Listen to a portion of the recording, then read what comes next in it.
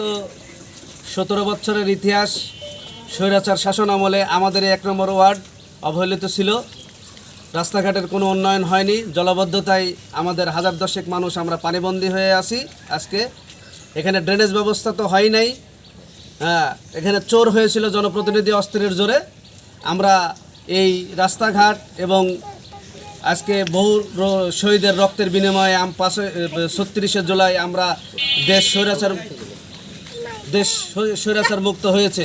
আজকের এই স্বাধীন নব স্বৈরাচার মুক্ত দেশে মাননীয় প্রধান উপদেষ্টার হাত ধরে দেশ এগিয়ে চলছে।